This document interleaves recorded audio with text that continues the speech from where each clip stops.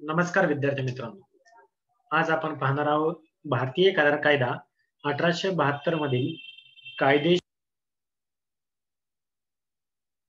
कलम 23 लेगॅलिटी and objects of consideration. कोणताही करार कायदेशीर ठरण्यासाठी जशी कायदेशीर उद्दिष्टाची आवश्यकता आहे, तसेच कायदेशीर प्रतिफलाचीही त्याला आवश्यकता असते. कराराचे उद्दिष्ट व प्रतिफल कायदेशीर असेल तरच तो संबंधित पक्षांवर बंधनकारक ठरतो. कराराचे प्रतिफल कायदेशीर आहे, पण उद्दिष्टे बेकायदेशीर आहे किंवा उद्दिष्ट कायदेशीर आहे, पण करार प्रतिफलविरहित आहे, म्हणजे त्याला कोणत्याही प्रकारचे प्रतिफल नाही, असे करार व्यर्थ ठरतात. म्हणूनच कराराचा उद्देश व प्रतिफल कायदेशीर असणे अत्यंत आवश्यक आहे. बेकायदेशीर ठरावाची अंमलबजावणी करता येत नाही. त्यात संदर्भात पुढील विधाने अत्यंत महत्त्वाचे समजले जाते. प्रत्येक बेकायदेशीर ठराव व्यर्थ असतो, परंतु प्रत्येक व्यर्थ ठराव बेकायदेशीर असतोच असे नाही. Every illegal agreement is valid, but every valid agreement is not unlegally. एखादा ठराव काही कारणांमुळे बेकायदेशीर ठरतो, पण त्या ठरावाचा पूरक भाग व्यर्थ ठरत नाही. या विरुद्ध काही वेळेस एखादा ठराव बेकायदेशीर असेल तर तो व्यर्थ ठरतोच, पण त्याचा पूरक भाग सुद्धा बेकायदेशीर किंवा व्यर्थ ठरतो. वरील दोन्ही बाबींवरून पुढील उदाहरणाच्या साहाय्याने अधिक चांगल्या प्रकारे स्पष्ट होतील. पहिली बाब, उदाहरणार्थ अ ने ब च्या मालकीचा बैल 4,000 रुपयांना विकत घेण्याचा करार केला.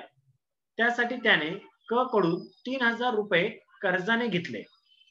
कराराच्या दरम्यान बैलाचा मृत्यू झाला. ही बाब अ आणि ब या दोघांनाही माहीत नसते. कराराची विषय वस्तूच नष्ट झाल्यामुळे अ आणि ब यातील करार व्यर्थ ठरतो व तो रद्द होईल. त्याचप्रमाणे याच आधारावर अ आणि क मध्ये झालेला कर्जाचा व्यवहारही व्यर्थ ठरत नाही, तो दोन्ही पक्षांवर बंधनकारक राहील. तर दुसरी बाब, अ ने ब चा खून केल्यास क हा अ ला 10,000 रुपये देण्याचे वचन देतो. त्याकरता क 10,000 रुपये ड कडून कर्जाने घेतो. एखाद्या व्यक्तीचा खून करणे हा कायद्याने गुन्हा आहे. त्यामुळे अ आणि क यांच्यातील करारही बेकायदेशीर ठरेल, कारण कराराचा हेतूच बेकायदेशीर होता. याच अनुषंगाने क आणि ड यांच्यातील करारही बेकायदेशीर ठरतो. थोडक्यात मुख्य करार आणि ठरावाचा उद्देश बेकायदेशीर असेल तरच त्याच अनुषंगाने होणारे इतर ठरावही बेकायदेशीर ठरतात. आता आपण पाहू भारतीय करार कायद्यातील कलम 23 नुसार खालील प्रतिफल आणि उद्दिष्टे बेकायदेशीर आहेत. त्यातला पहिला आहे, कराराचे उद्दिष्ट आणि प्रतिफल कायद्याने निषेध किंवा प्रतिबंध ठरवलेले असेल तर असे करार बेकायदेशीर ठरतात. उदाहरणार्थ अ ने ब ला सरकारी नोकरी लावून देण्याचे वचन दिले. त्यासाठी ब हा अ ला 1,00,000 रुपये देणार आहे असा करार करतो. अ व ब मधील करार व्यर्थ ठरतो, कारण या कराराचा उद्देश व प्रतिफल कायद्याने प्रतिबंधित केलेली बाब आहे. त्यामुळेच वरील करार बेकायदेशीर आहे. 2. एखादा करार पूर्ण करताना कराराचे उद्दिष्ट व प्रतिफल इतर कायद्यातील तरतुदींचे उल्लंघन करत असेल तर करार बेकायदेशीर ठरतो. उदाहरणार्थ पाहू, अ कडे गेल्या 10 वर्षापासूनची शेतसाऱ्याची थकबाकी आहे. त्यामुळे सरकारने त्याची जमीन विक्रीस काढली. दरम्यान अ ने ब ला ती जमीन विकत घेण्यास सांगितले व त्याच्याकडून काही रक्कम घेतली. या ठिकाणी अ व ब मधील करार बेकायदेशीर ठरतो, कारण ती जमीन शेतसाऱ्यांच्या थकबाकीमुळे अ ला विकण्याचा अधिकार नाही. 3. कराराचा उद्देश व प्रतिफल दुसऱ्याची फसवणूक करणारा असेल तर तो करार बेकायदेशीर ठरतो. उदाहरणार्थ अ आणि ब यांनी क ला फसून त्याची संपत्ती आपल्या ताब्यात घेतली व त्यानंतर ही संपत्ती वाटून घेण्याचा आपापसात करार केला. या ठिकाणी संपत्ती वाटून घेण्याचा करार व्यर्थ ठरतो, कारण अ व ब यांनी संपत्ती बेकायदेशीर मार्गाने मिळवलेली आहे. 4. जर कराराचे उद्दिष्ट व प्रतिफल एखाद्या व्यक्तीच्या शरीराला किंवा मालमत्तेला अपाय करणारे असेल तर करार बेकायदेशीर ठरेल. उदाहरणार्थ ब आणि क मध्ये असा करार झाला की क ने अ ला मारावे व त्याचे घर जाळावे. यासाठी ब हा क ला 10,000 रुपये देईल, असा ब आणि क मध्ये करार झाला. या कराराचे उद्दिष्ट व प्रतिफल बेकायदेशीर असल्यामुळे ब व क मधील करार बेकायदेशीर ठरतो. 5.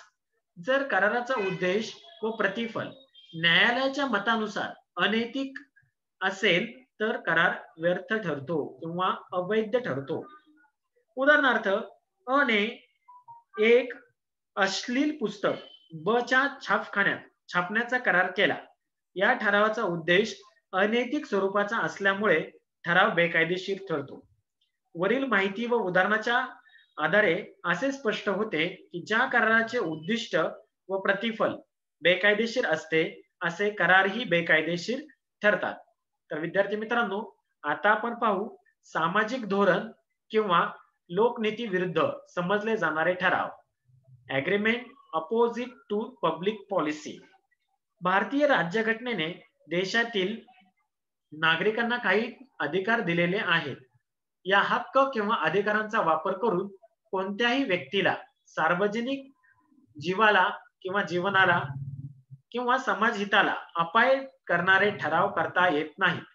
सामान्यपणे जे ठराव सामाजिक रूढीचा भंग करणारे किंवा राष्ट्रहित विरोधी असतात अशा ठरावांना समाज विरोधी ठराव असे म्हणतात. असे कोणते ठराव आहेत ते आपण पाहू.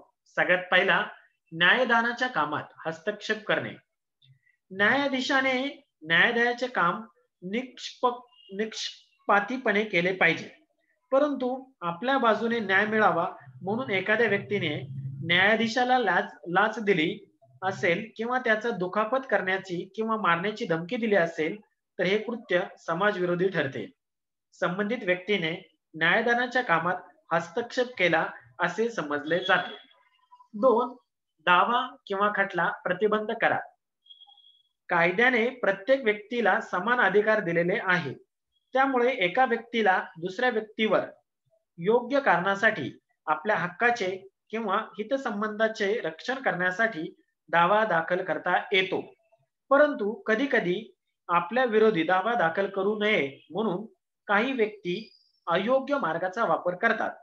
म्हणून एका व्यक्तीने दुसऱ्या व्यक्तीशी केलेले करार करून त्या व्यक्तीला दावा लावण्यास प्रतिबंध केला तर त्यास दावा प्रतिबंध करार असे म्हणतात. हे करार सामाजिक धोरणाविरुद्ध समजले जातात.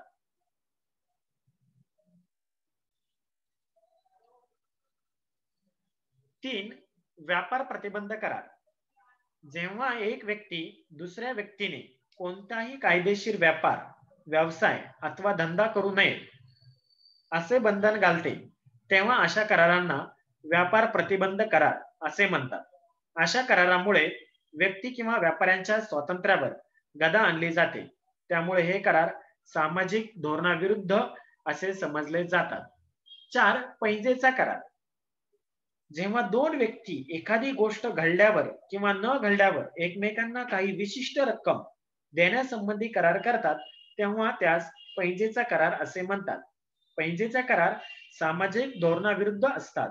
त्यामुळे पैंज जिंकणारी व्यक्ती पैजेचे बक्षीस किंवा रक्कम मिळवण्यासाठी कोर्टात दावा दाखल करू शकत नाही. 5. शत्रू पक्षांशी केलेले करार.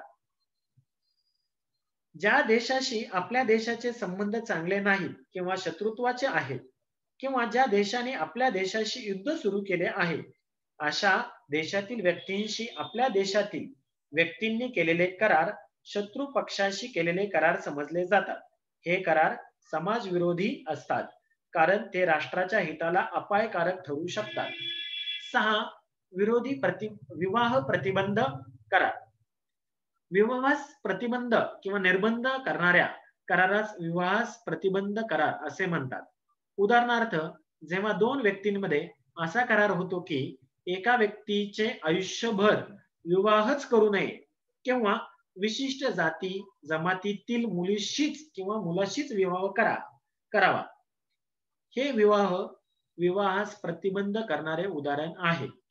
पण असा करार सामाजिक धोरणाविरुद्ध आहे. 7. व्यापाऱ्यांनी मक्तेदारी निर्माण करण्याचा केलेला करार. ज्यावेळी व्यापारी वस्तूंच्या पुरवठ्यावर नियंत्रण ठेवून किमती उच्च पातळीवर ठेवण्यासाठी आपापसात करार करतात, त्यावेळी मक्तेदारी निर्माण केली जाते असे समजले जाते. मक्तेदारीमुळे ग्राहकांना वस्तूसाठी जास्त किंमत द्यावी लागते व ग्राहकांचे शोषण होते. त्यामुळे मक्तेदारी निर्माण करणारे करार हे समाजविरोधी समजण्यात येतात. 8. करारातील बेकायदेशीर बाबींकडे दुर्लक्ष करणे.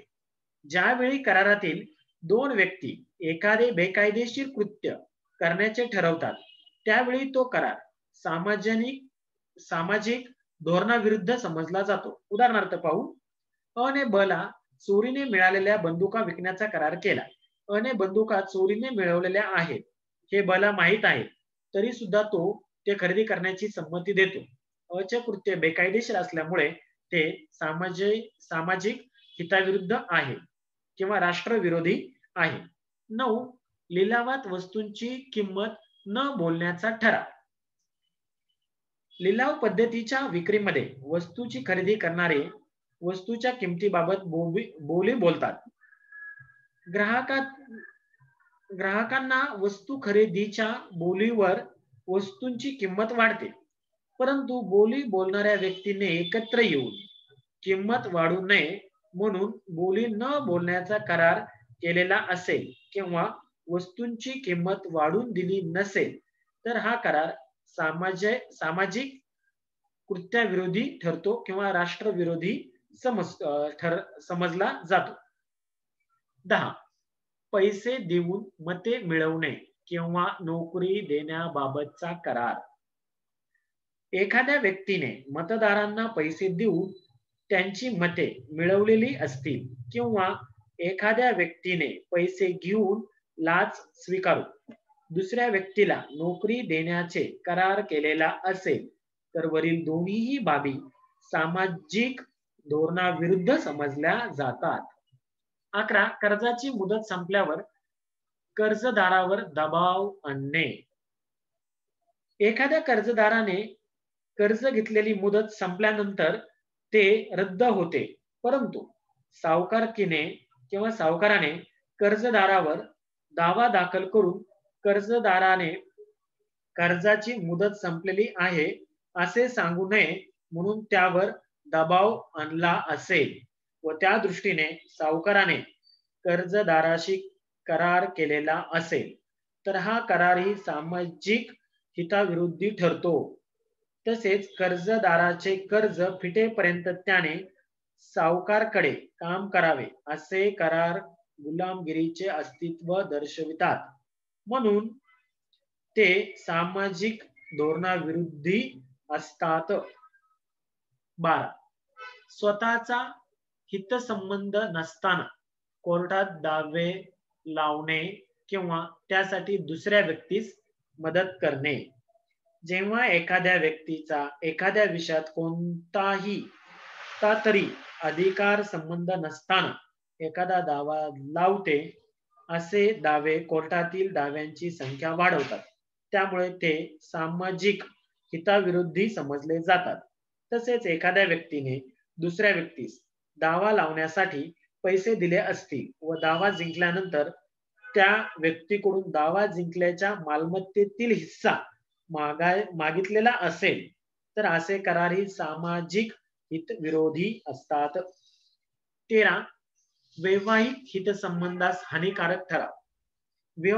विवाह झालेल्या पत्नी किंवा पतीस ते हयात असेपर्यंत दुसरे लग्न करता येत नाही. तसेच एखाद्या व्यक्तीने पती किंवा पत्नीस घटस्फोट घेण्यास भाग पाडले असेल व घटस्फोटानंतर तिच्याशी विवाह करीत असेल तर असे करार वैवाहिक हित संबंधास बांधा आणणारे असल्यामुळे ते सामाजिक धोरणाविरुद्ध करार समजले जातात. 14 कर्तव्यात कसूर करण्यासंबंधी दुसऱ्या व्यक्तीशी ठराव करणे. म्हणजे काय? कर्तृत्वात कसूर करण्यासंबंधी दुसऱ्या व्यक्तीशी केलेले ठराव अवैध असतात. उदाहरणार्थ, पोलिसांनी गुन्हेगारांना पकडल्यानंतर त्यांना कोर्टात उभे करण्याचे त्यांचे कर्तव्य आहे. परंतु एखाद्या व्यक्तीने पोलिसास पैसे देऊन गुन्हेगाराला कोर्टात उभे करू नये असा पोलिसांशी करार केलेला असेल तर तो करार समाज विरोधी ठरतो. 15 विवाहाची दलाली घेणे. एखाद्या व्यक्तीने वधू वर पक्षाकडून दलाली घेऊन विवाह जमवले असतील किंवा हुंडा घेऊन जमवल्यास मदत केली असेल तर असे करारही सामाजिक धोरणाविरुद्ध समजले जातात. कारण लग्नात दलाली घेणे किंवा हुंडा घेणे या बाबी समाजामध्ये अनिष्ट प्रवृत्ती निर्माण करतात. वरील सर्व माहितींचा विचार करता ज्यावेळी कराराचे उद्दिष्ट कायदेशीर नसेल तसेच ते करार कायद्याच्या कलम 23 मधील 1 ते 5 मध्ये दिलेले असतील तर ते बेकायदेशीर ठरतात. बेकायदेशीर करारांची अनुषंगाने करारही बेकायदेशीर ठरतात. धन्यवाद विद्यार्थी मित्रांनो.